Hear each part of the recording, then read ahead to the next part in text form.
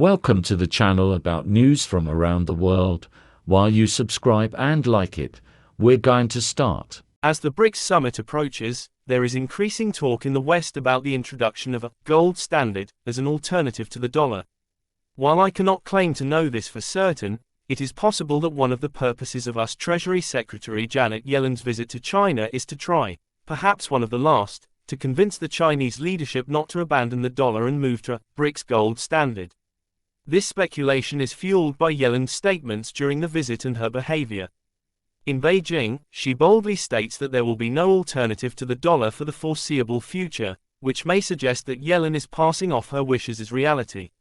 After such a strong statement, Yellen goes to meet her Chinese counterpart and starts bowing as if she were the Chinese emperor's handmaiden.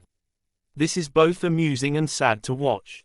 Interestingly, almost simultaneously with Yellen's visit to China, the Western press begins discussing the BRICS gold standard, a new currency for member countries of the Cooperation Organization. In other words, the process of de-dollarization continues. This is very worrying for Western countries, although they are trying not to show it. It looks like at the BRICS summit in August, the organization will not only get new members, but it will establish its own currency, the gold standard. This is indicated by the fact that the candidate countries are talking about abandoning the dollar and are actively increasing their gold reserves, as are the member countries. China is particularly active in this regard. In June alone, the People's Bank of China increased its gold reserves by 23 tons. China has been increasing its gold reserves for 18 months in a row while reducing its debt to the US. The Americans understand where this is going and what the ultimate consequences might be. Even China's closest neighbor, Mongolia, not a particularly wealthy country, is actively buying gold. In the first 6 months of this year, the country's central bank has increased its gold reserves by 7.3 tons.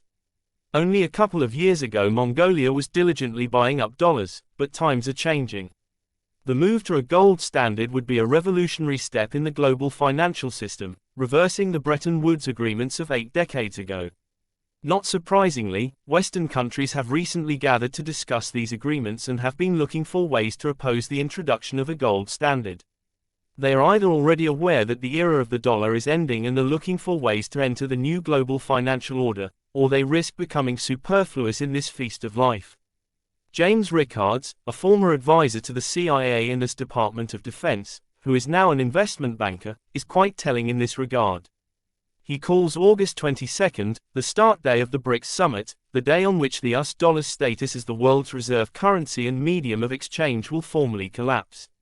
So the question remains, will the gold standard be adopted in August, accelerating the process of de-dollarization, or will Janet Yellen's bow in Beijing lead to some kind of negotiation and compromise?